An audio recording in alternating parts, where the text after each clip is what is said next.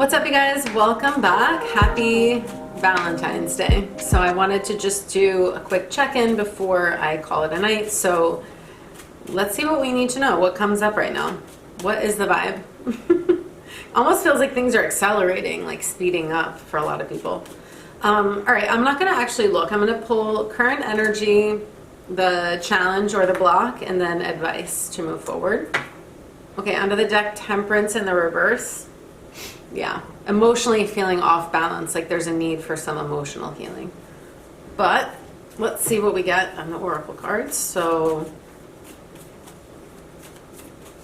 yeah, current energy, the block or challenge, and guidance forward. All right, and under here is green Tara, the Buddha of enlightened action. My soul informs my every step. I do what my heart compels me to do. Yeah, see, that's why you're feeling probably emotionally off balance, is because most likely you need to listen to your heart, not your head. You know, there's always like a logical way forward, and then there's that heart-centered, soul-led way, and usually it doesn't make as much sense, or it's going to feel scarier, edgier, or whatever, but that doesn't mean that that's not the way. But most of us are not taught to listen to our heart. We're taught to listen to our logic only, and that's where a lot of people get tripped up. So the current energy is a Four of Wands and the Mystic of Divine Love. Love is divine, and I am nothing except love. That's an interesting card to get with the Four of Wands. The Four of Wands is a card about celebration, and it is Valentine's Day, and we're getting the Divine Love card with this like celebratory energy. And I'm getting a couple of messages here, so let me just clarify the Four of Wands. Okay, the Emperor in the reverse, which is a distorted masculine energy. That's really interesting. Oh, King of Cups, reversed. All right, this one I'm getting. Yeah, and I just cut the deck to the Eight of Wands, very rapid movement forward. Somebody is going through a spiritual lesson. It might be a man. Take what resonates, leave the rest. You know, these readings are for whoever they're meant for. You know what I mean? But what I'm getting here is that I'm getting so many messages, sorry. These cards are in the upright. And so this feels actually positive and almost like an enlightenment happening, some type of realization that somebody's having. Remember, underneath the, sorry, I'm having trouble talking. There's a lot going on, you guys, even in these cards. If we're feeling emotionally off balance, and then we're getting literally the emotional court card, masculine energy reversed, and the divine masculine energy reversed, there is this emotional healing that's happening through the energy of divine love. And divine love is not romantic love. That's why you hear about divine love like from nuns and monks, because they're not experiencing romantic love, and yet they're experiencing the frequency of love and this connection to something bigger than romantic love. And what I'm gathering here is that we'll see what else comes up in the cards, but I'm feeling like for whomever this is, and this could be a mirror for you, like if this is you, might be you. Maybe this is somebody in your life or in your orbit that is going through a really deep emotional and spiritual transformation right now. Kind of like they need to come into their power, but the way that they're going to come into their power is not in an aggressive kind of yang energy. It's actually in an emotional way. It's actually like dropping really deeply into their heart space and putting pride and ego aside.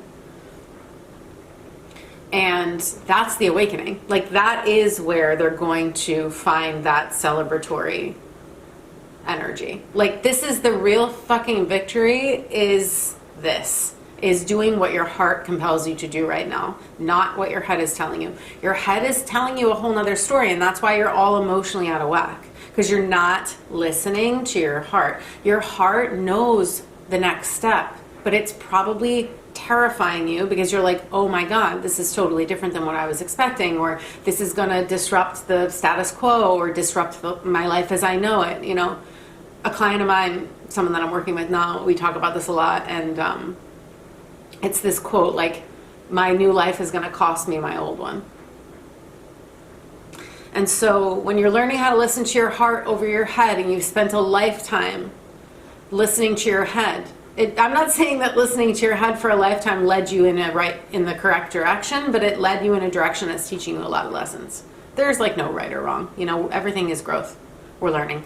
So that's what I'm getting in this first section. So challenge or block. Yeah, Queen of Pentacles in the reverse. This is a feminine energy that's distorted, revolving around money or the material realm. And we're getting the goddess of all that flows. Again, flow, not control, not manipulation.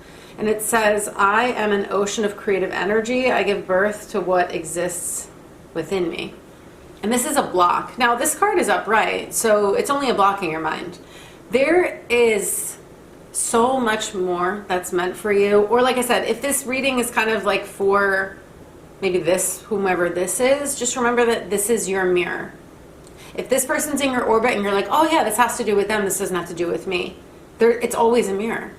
And using relationship as a mirror, no matter how triggering it is, difficult it feels, absurd, you might be like, no, that's not me. It's impossible that this is a mirror for me. It is, you guys. It really, truly is. Like from the deepest place in my spirit, I can tell you it is.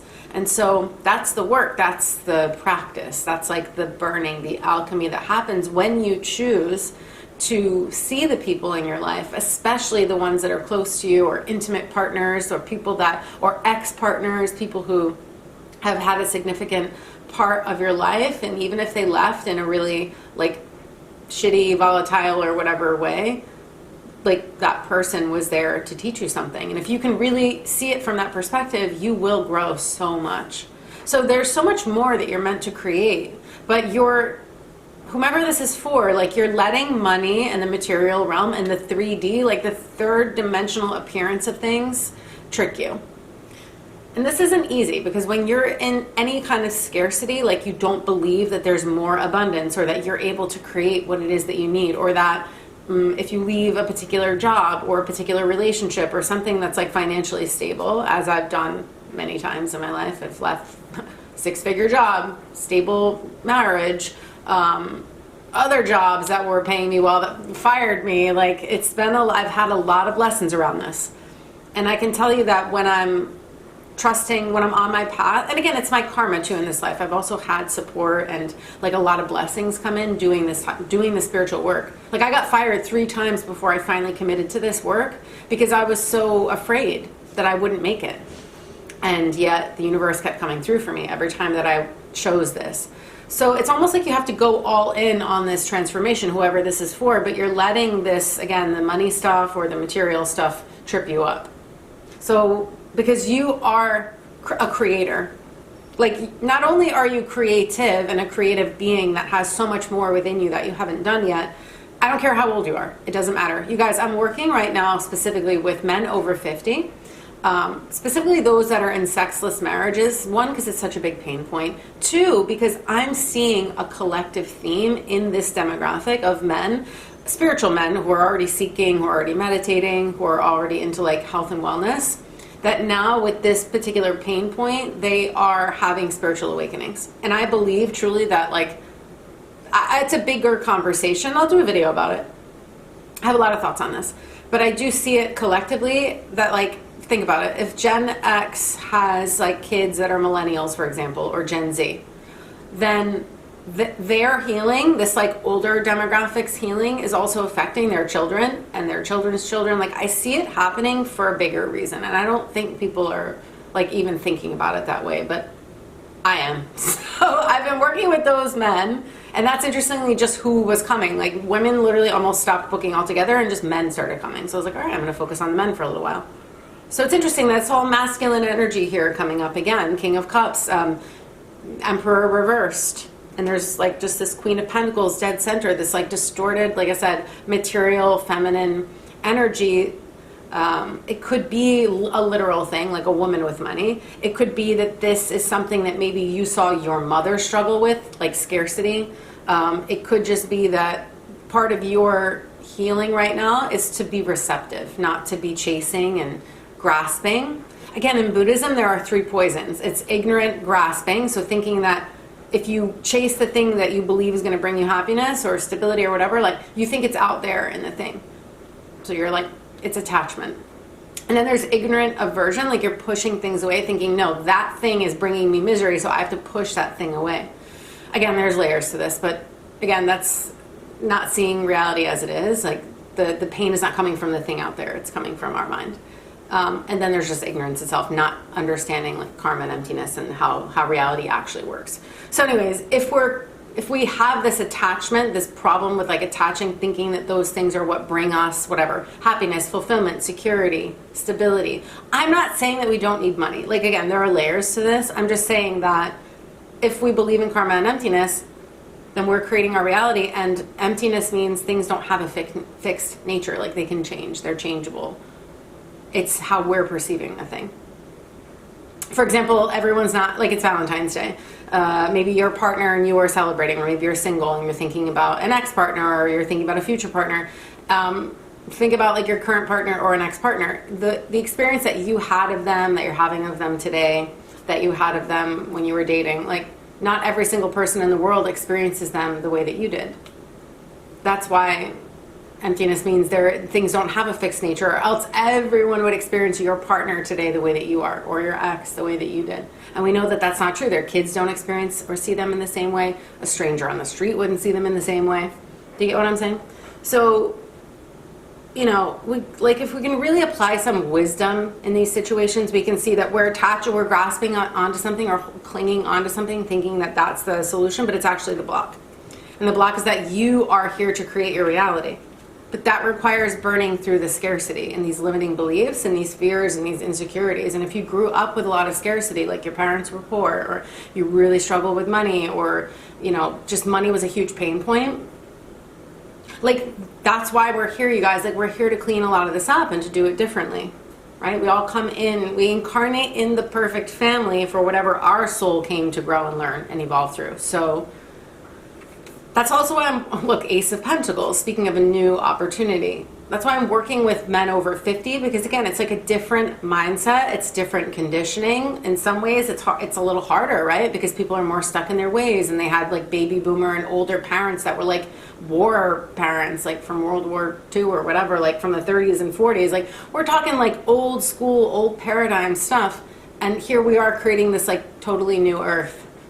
So obviously it's going to require a pretty radical mindset shift, you know, but it's interesting. It's fun right now to kind of play with that and see, because I'm getting men from all over the country. Like you guys, I'm talking about Buddhism and stuff, and I'm getting people from every state in the United States, all different political backgrounds. Like it's really incredible for me, because YouTube is it was such a spiritual community, and now it's like, it's really expanding outward, and it's interesting that so many different people are resonating and they don't even realize why. So anyway, I digress.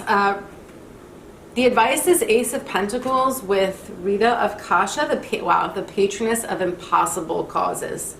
I am miraculous. My prayers create powerful channels of possibility. It's in the reverse.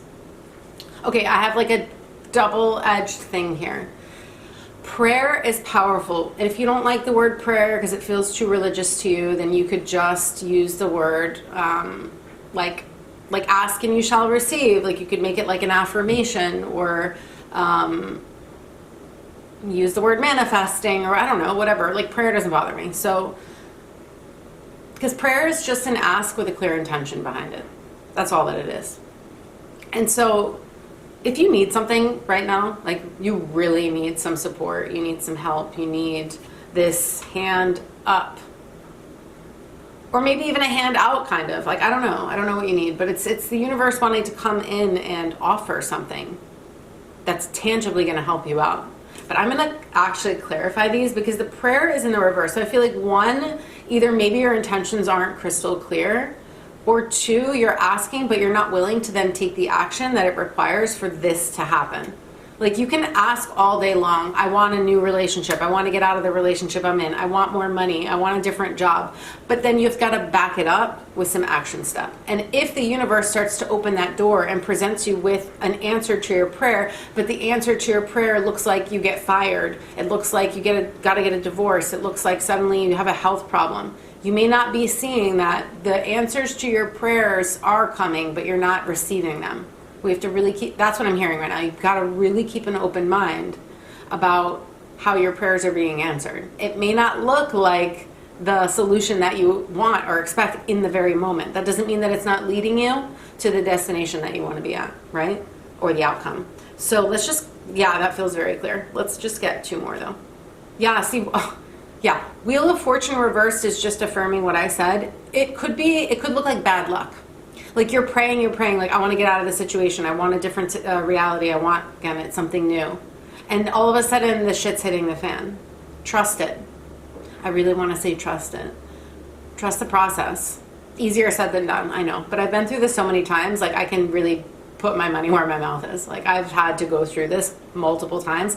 I really actually enjoy supporting people through like a death and rebirth because it's fucking scary and it's also so powerful when you're on the other side of it and you're like, holy shit, I never thought it would work out this way. How the fuck did this work out for me? Because it happened in such an unexpected way. Like I said, I had to get fired 3 times in a row before I finally went all in on my business. And I felt like I was failing. I felt like a fucking loser. It was so humbling. It was humiliating. I was like, I'm overqualified and getting fired. This is crazy. I'm underpaid and overqualified and yet they don't want me. Like, what the hell? But again, I couldn't see the bigger picture yet. And now looking back, I'm like, 1, it taught me so many lessons about being in my power and to not settle for less and to believe that I was worthy of more. But also, it had to happen that way to like direct me onto a new path. So I'm just saying, like, trust what's going on, even if the shit's hitting the fan. Yeah, we're getting the Hermit card upright. You've got to really, this is a spiritual lesson and you've got to learn it. If you don't learn it, it's going to keep repeating itself. And I strongly feel like you've been at this. Yeah, look, it's the Lovers is right under there and the Ace of Wands. There is a new beginning and it probably is also in love or relationship that wants to come in for you. It's meant for you. If you want it so badly, it's because it's meant for you. But trust the bad luck or the shit that's happening right now that doesn't seem like it's going correctly, because it is actually making you reflect. It's making you more introspective so that you learn the full lesson. Because you can't really receive this like beautiful new beginning. It feels like a really pure, probably like a partnership or a choice in love, something new or a new opportunity that really serves your highest good. Maybe beyond even romantic relationship, maybe with other relationships or connections in your world, but like,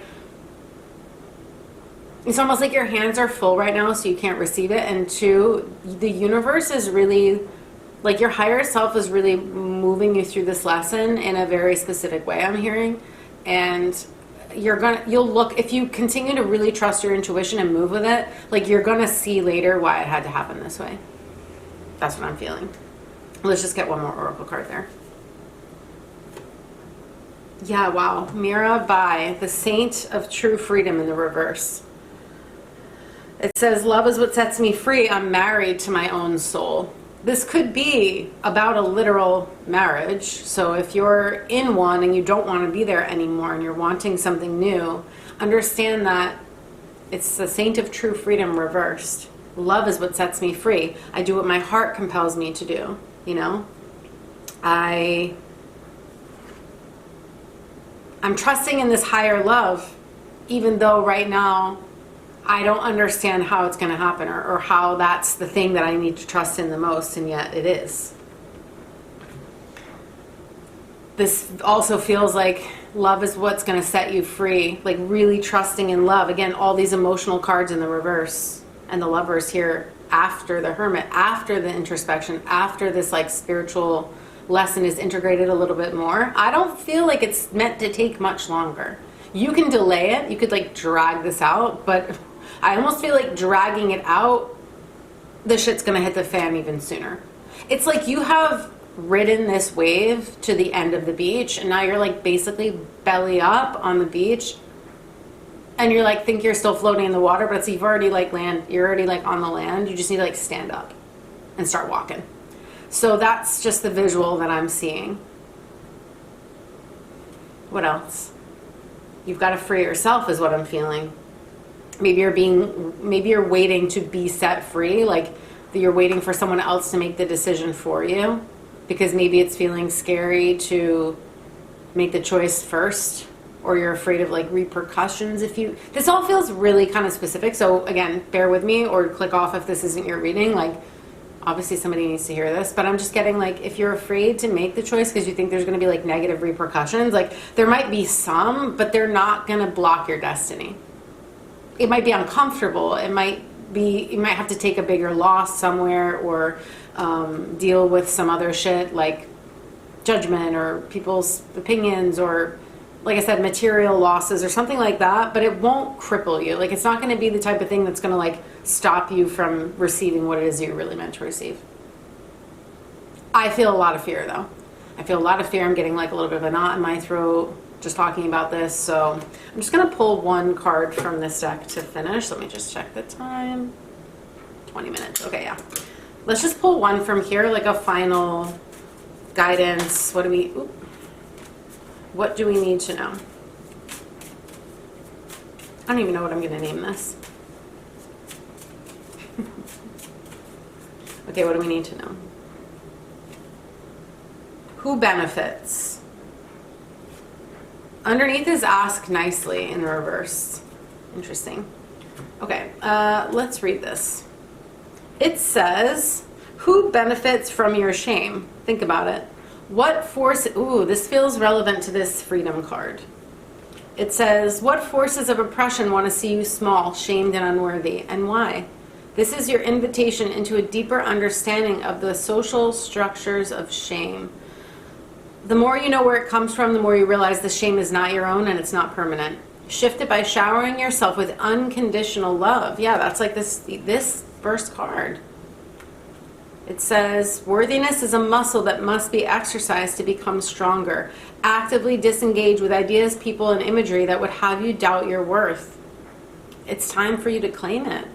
That feels really relevant, you guys. I'm going to just read you this ask nicely because it's reversed. It says, bypass the cultural shame surrounding asking for what you want by giving people clear permission to just go ahead and tell you.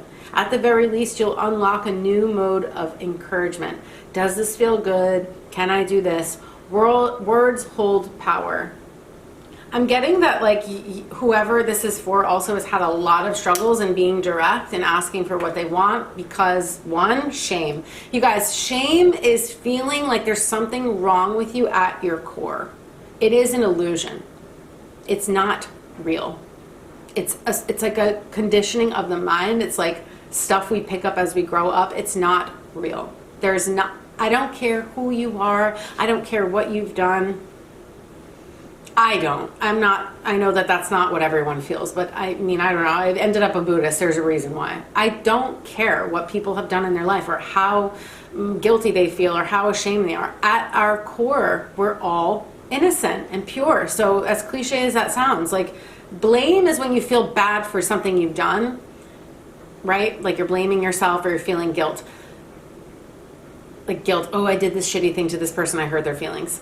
Shame is like at my core, there's something wrong with me, but there's not. But again, for men especially, this can be a really big block to asking for support, to saying what's actually going on, for asking for something that you need. You're like either afraid you'll be rejected or people are going to laugh at you, or you're like, oh, I'm ashamed, so I don't want to even say it because I'm embarrassed that I'm even having to ask for this. But like the universe is telling you, and this reading is saying, you need to be direct and clear. Someone can't help you unless you ask for what you want clearly. Again, your prayer is this powerful possibility, but if you're not clear about the intention or you're not willing to take the other step, which is maybe you don't need to say it in your mind, maybe you need to say it out loud to another person. Maybe you need to ask someone for help. Not from a place of disempowerment, like, oh, I'm so helpless, but like maybe it is a hand up, or maybe it's just, hey, look, this is what's going on, and this is really embarrassing, and I really like feel ick about saying it, but I really need the support, and can you listen with an open mind? I don't know, there's always a risk that someone's going to say no or reject you, but like, you guys, you'd be surprised how many people won't, how many people will be receptive if you're coming from that like really clear, loving, and also like willing to take responsibility for your part of it. Like, you'd be shocked and amazed how many people will come through for you. Again, that feels like a really clear message. For somebody out there, I really hope that this serves you guys. And again, remember, this day is not about it's not about romance. It's about, like, really, you're already love. You're already that. You don't have to go searching for it. You don't have to cling to it. You don't have to get flowers or dinner or romanced or whatever. If you are, enjoy it. If you're not, it's okay. Shower yourself with love today. And remember that the happiness doesn't come from out there.